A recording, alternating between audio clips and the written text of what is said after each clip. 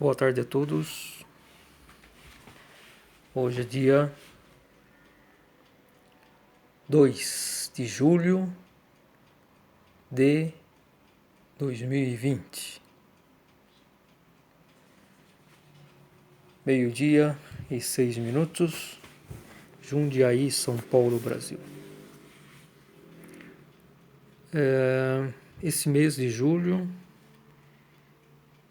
a respeito de Nibiru, segundo os astrônomos independentes que publicam principalmente em canais do YouTube, né, as informações sobre o Nibiru, que seria o grande cometa, né, que me parece que é o grande cometa. Tem um canal do tio Abaddon, tem muitos outros. Eu também publico notas no Facebook sobre Nibiru, Nêmesis. Esse mês de julho tem uma informação que vai ser o alinhamento Sol, Terra, Nibiru.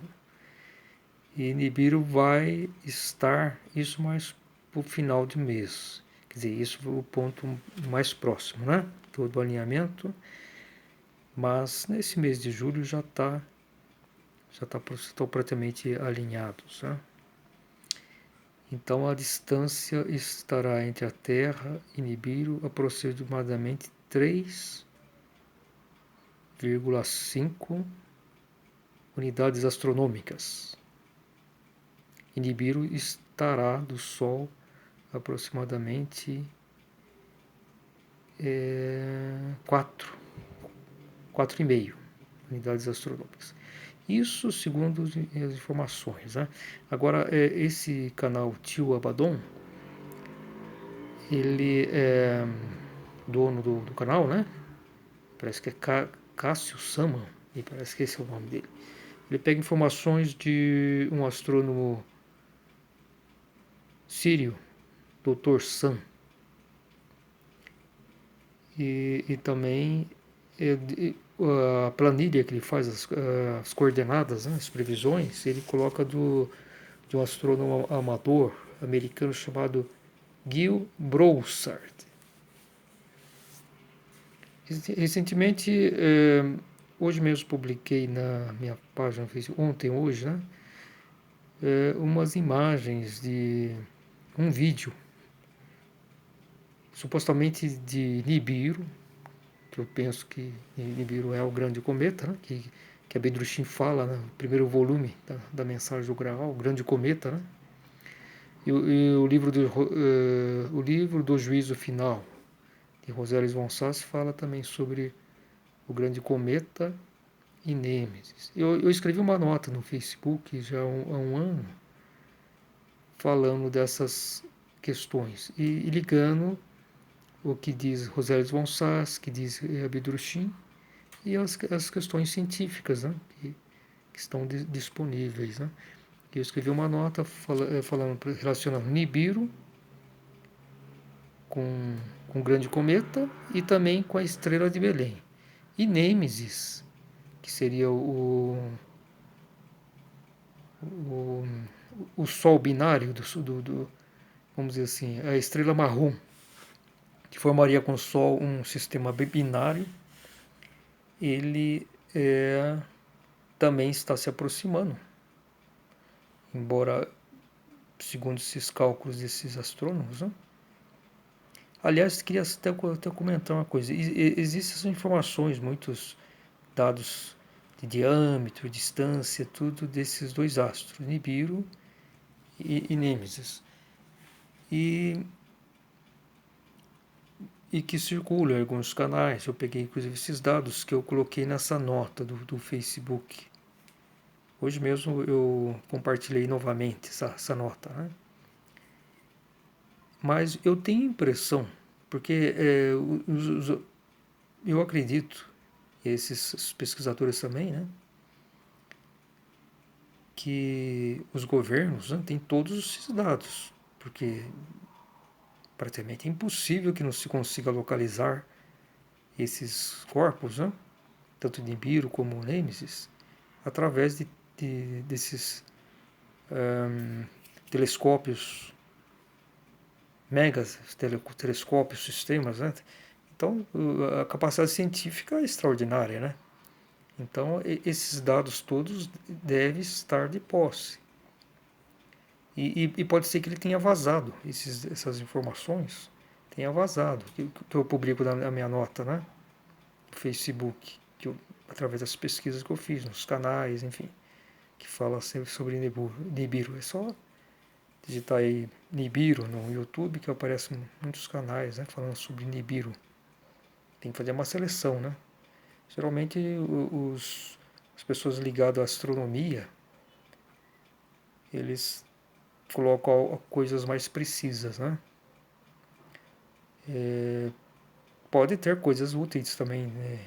Na linha mais evangélica também, às vezes até pessoas que falam dos 3 dias de escuridão, acredito que até possam ter uma sintonia, até com vivências, né? Sobre espirituais, sobre Nibiru e os 3 dias de escuridão, que são todos assuntos relacionados, né? Juízo final, tudo, né?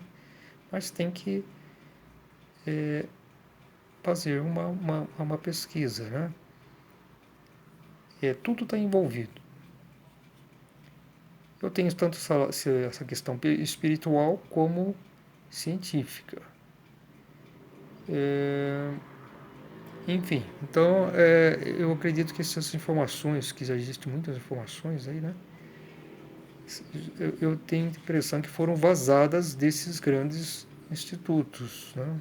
Porque sempre vaza, né? Até a bomba atômica, né? Quando os americanos fabricaram a bomba atômica, depois possivelmente vazou essas informações, ou alguém transmitiu lá para os russos, aí eles fabricaram sua bomba atômica também.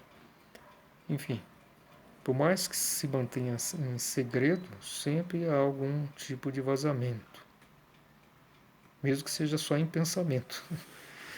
Pensamento voa para o espaço, é questão de você sintonizar, né? E também, também eu publiquei, acho que ontem, né? Compartilhei novamente de um vídeo de um astrônomo americano, supostamente, que se manter no anonimato, né? Um astrônomo amador americano do estado da Indiana. Ele provavelmente tem um telescópio, vamos supor que seja um espelho pelo menos de uns 20 milímetros, que já dá para ter um bom aumento aí aumento de uns 400 vezes aí com qualidade. Mas esse astrônomo ele tem aquela tecnologia infravermelha, porque só isso que é possível captar o Nibiru através do calor, né? Que nem aquelas câmaras, enfim, você enxerga no escuro, né? Através do calor, emissão de calor. Porque a parte óptica Nibiru dizem que ele exala, vamos supor, vapores de ferrosos. Então ele torna um tanto muito opaca a sua superfície. Então ele reflete muito pouco da luz solar, muito quase insignificante. Da mesma forma a Nêmesis, que sendo uma estrela anã marrom, que nem emite, não emite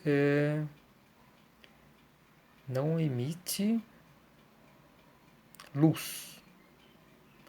Eu penso até que esse Nêmesis, né, vai ser um novo Sol, que vai fazer sua ignição. Mas aproximada a distância mais próxima dele, que seria em 2003, daqui 2, 3 anos,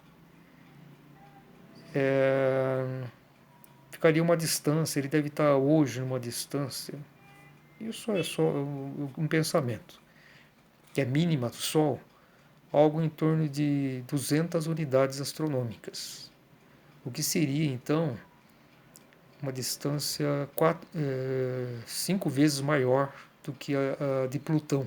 Plutão está em média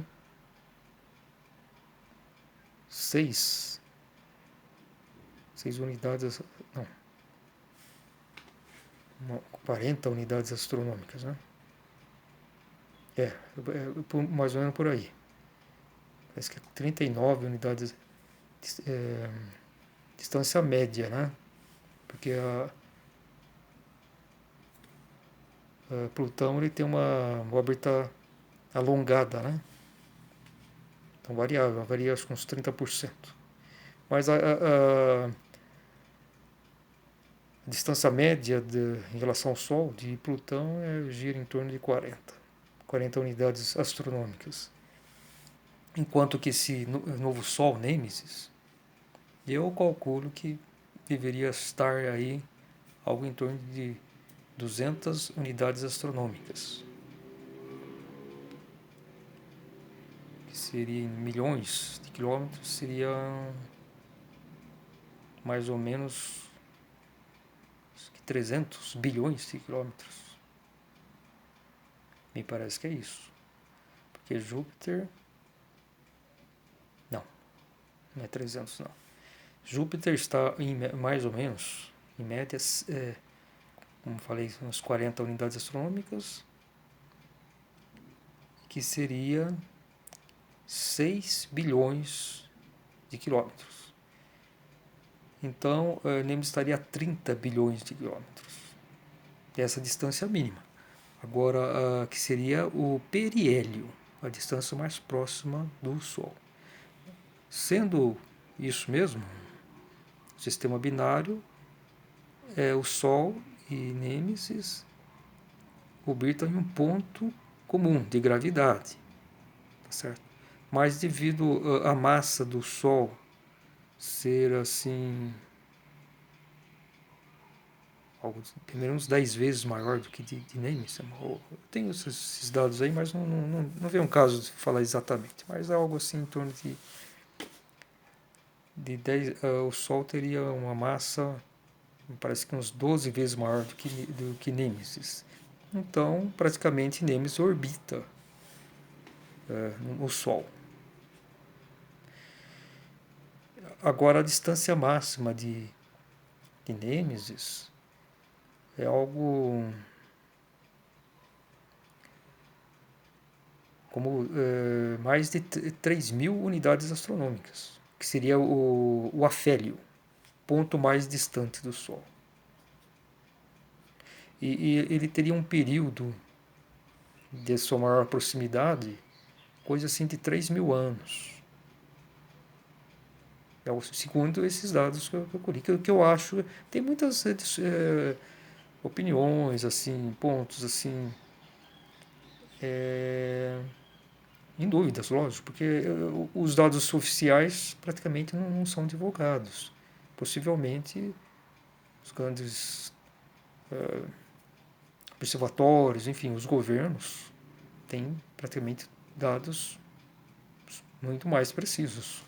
Mas isso não está público, né? Mas esses dados que eu coletei e coloquei na nota, que eu escrevi faz um ano, e hoje eu compartilhei novamente em minha página no Facebook, quem desejar, Antônio César Domingues Cedo. É uma nota, eu escrevi muitas notas, essa nota se chama, o título me parece que está esse, Nibiru, entre parênteses, Estrela de Belém, e Nêmesis, entre parênteses, Novo Sol. Eu procurei fazer uma relação entre esses dados assim, mais científicos e também espirituais, através da obra de Abdrushim e Rosélia de Gonçalves. Tem muitas outras informações, que, por exemplo, parece ser muito interessante essas informações que tem Ramates.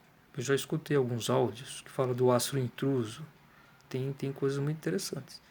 Agora a gente é questão de acreditar ou não.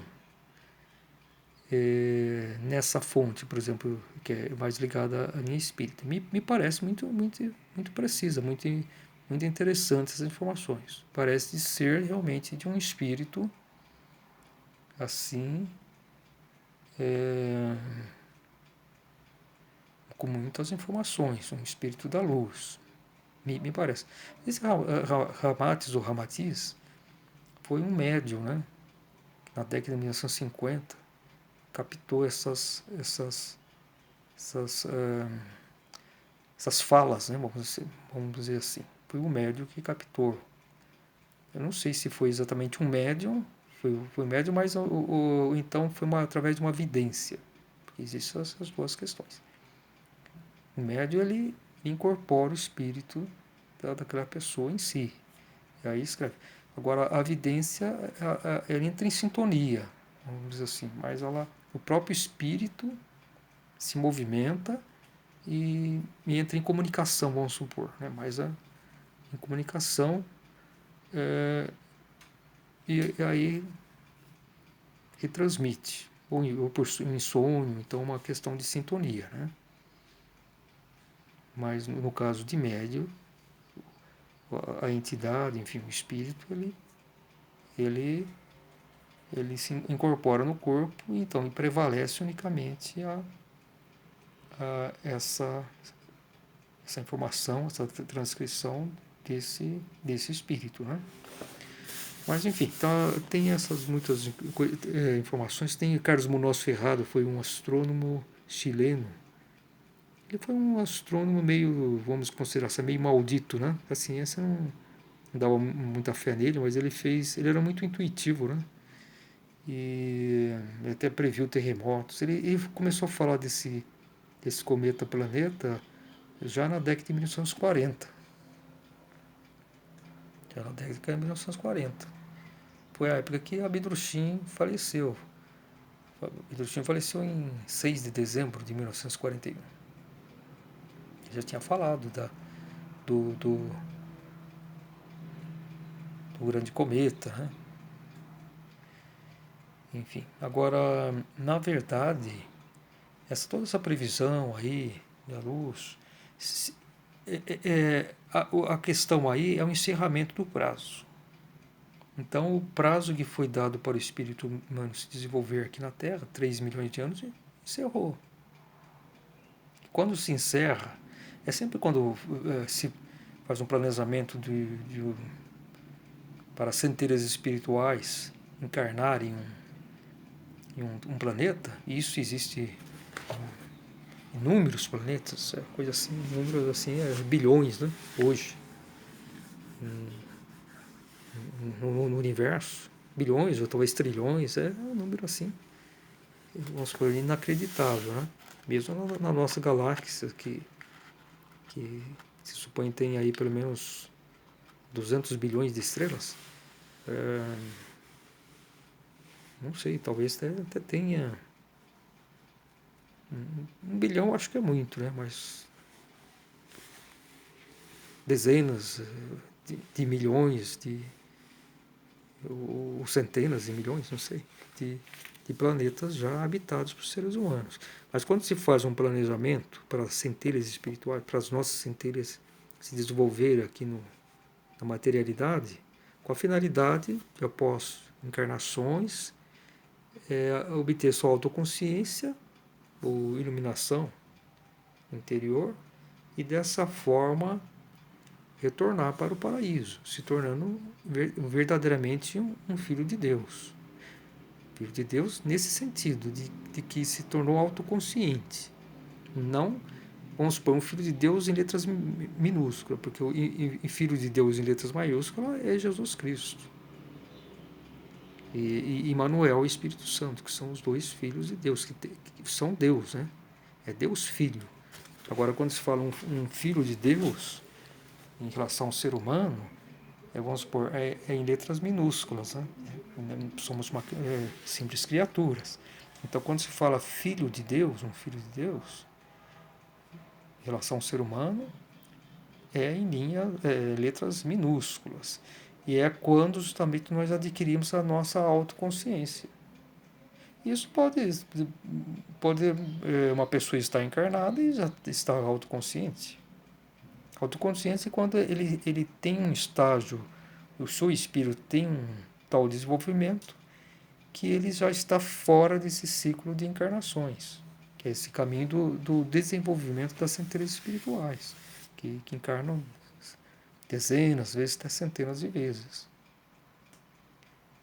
E agora, o que acontece é o seguinte, é, nunca vamos estar aqui na Terra no nosso lugar original, que é o reino espiritual.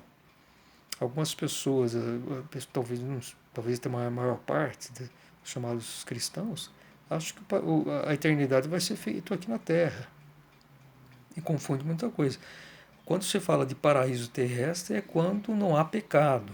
Então o ser humano não tem doenças, vive muito mais, que é o que vai acontecer agora no reino do milênio. A Terra vai ser restaurada. Agora, jamais aqui vai ser, vamos viver eternamente. Isso não existe, porque aqui é uma reino material, é escola. Ela se transforma, é diferente da substância espiritual. A substância espiritual que constitui nossos espíritos, elas são permanentes. Elas não se transformam.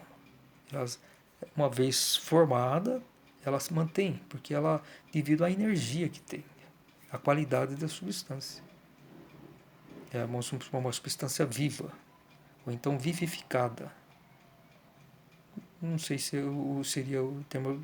Pode ser até viva, mas viva não estou dizendo que tenha a vida de Deus. Isso não tem, porque tudo é criação, é através da irradiação de Deus, mas no sentido de vivificado, porque são então esses reinos, a partir do reino enteal, indo mais para cima espiritual, depois espiritual primordial, depois o divino, até o reino inerteal de Deus, que é o reino particular, né, de Deus. Então eles não se transformam. Tem novas formações, pode ser criadas novas formas, novas coisas, enfim, objetos, mas ela não se decompõe como nos reinos materiais. A nossa alma também é de matéria, material, é um corpo intermediário entre nossos espíritos e nossos corpos físicos, né? Porque existem dois tipos de matéria: matéria fina, de onde procedem as nossas almas, e matéria grosseira. E ambas têm três divisões também: a camada mais densa, a mediana e a mais fina. Por exemplo, a camada mediana seria onde da mesma constituição dos nossos corpos astrais. O que são os corpos astrais? Os corpos astrais são a forma que, que existe, vamos dizer assim, para que se solidifique nossos corpos físicos, vamos dizer assim. Então, os corpos astrais é mais sutil, então ele é feito primeiramente. Sem a existência do corpo astral que precedeu o corpo físico, não é possível se formar e existir o corpo físico. Mas então tem todas essas questões. Eu falei sobre isso, mas eu estou falando sobre a questão do prazo que cada planeta, quando recebe os seres humanos em desenvolvimento, eles recebem. Que a Terra foi o primeiro planeta do sistema Éfeso, porque o universo todo, ele tem 7 partes, ou então são 7 universos. E o nosso chama Éfeso, que é muito maior do que esse universo visível, né, que os astrônomos reconhecem, é muito maior. Eu tenho teorias, né, que falam sobre isso nas minhas notas do Facebook e também em alguns vídeos que eu gravei aí nesse meu canal, né? São 7 universos, eu explico toda a minha teoria.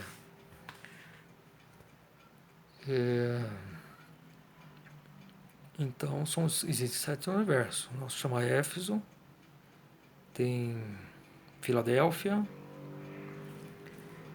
tem Laodiceia, Esmirna, Sardes, Pérgamo e Tiátira. São 7, chamado também de super-universos. Né? Então a Terra foi o primeiro planeta do sistema Éfeso a receber as centelhas espirituais humanas. Né?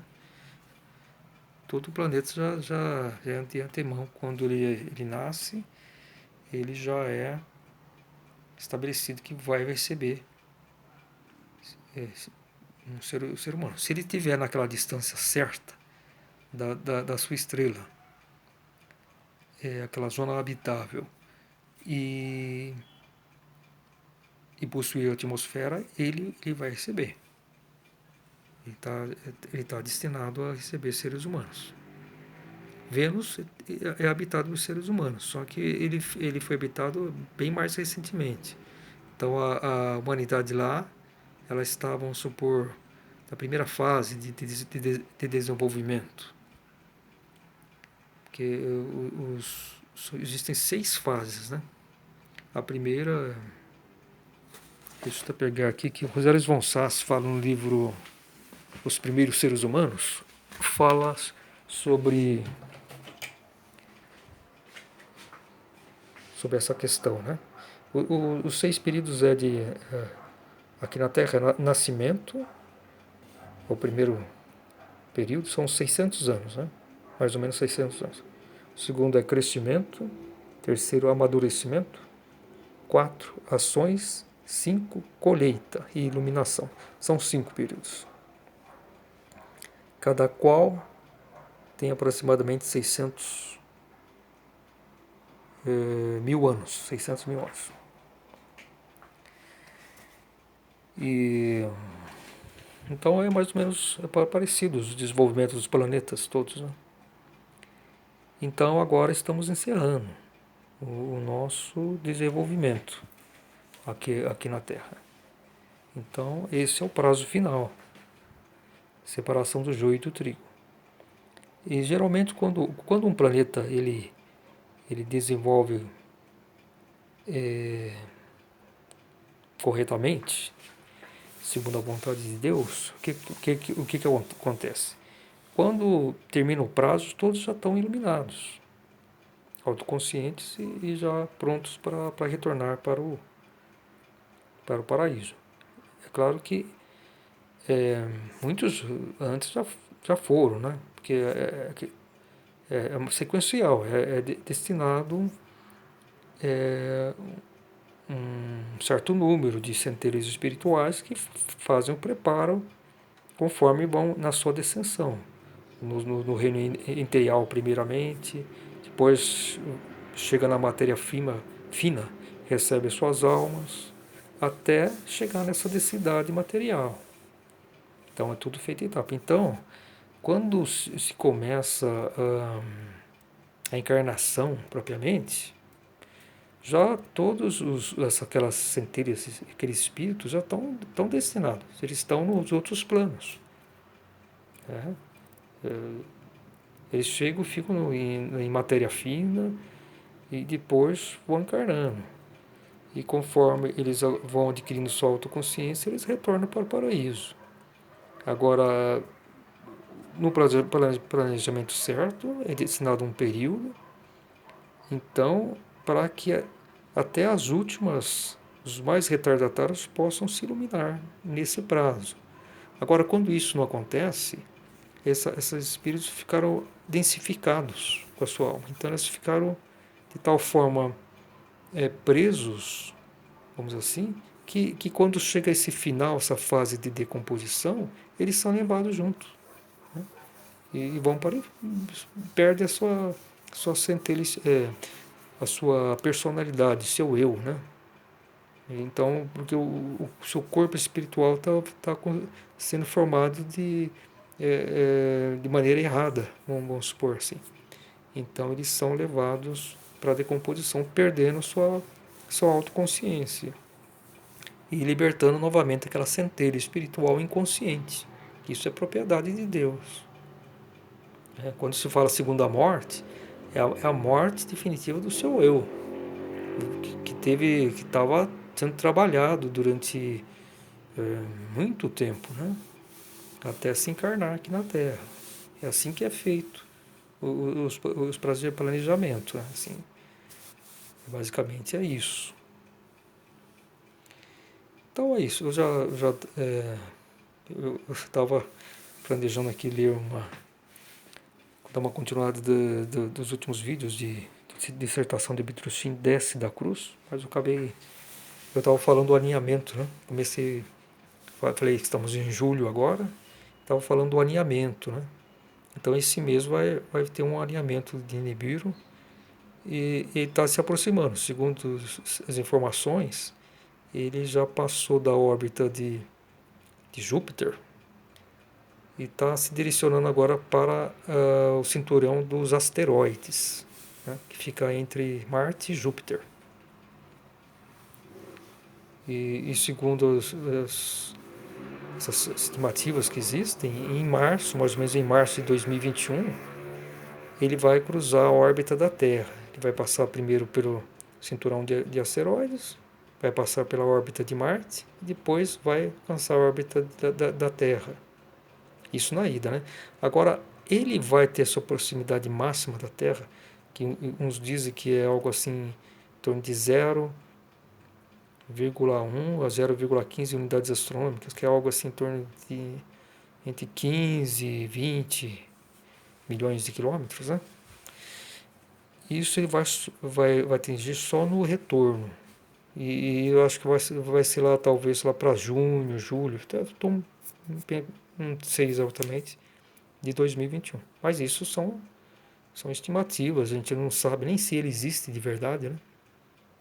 As coisas, enquanto não foram confirmadas oficialmente, assim, grande número de pessoas verem, não tem como ter certeza, né, absoluta. Eu sei que o novo Sol e o grande cometa existe, porque isso está na obra de Abdurshim e de Roséras von Sass. Então isso eu sei que existe. E tudo me lembra aquele que Nibiru e Nêmesis são esses, né? O grande cometa é Nibiru e o novo Sol é Nêmesis. Mas isso tem que ser confirmado, né? Bom, eu vou encerrar esse vídeo. Desejo a todos uma ótima quinta-feira. Fiquem todos na paz, fiquem na luz.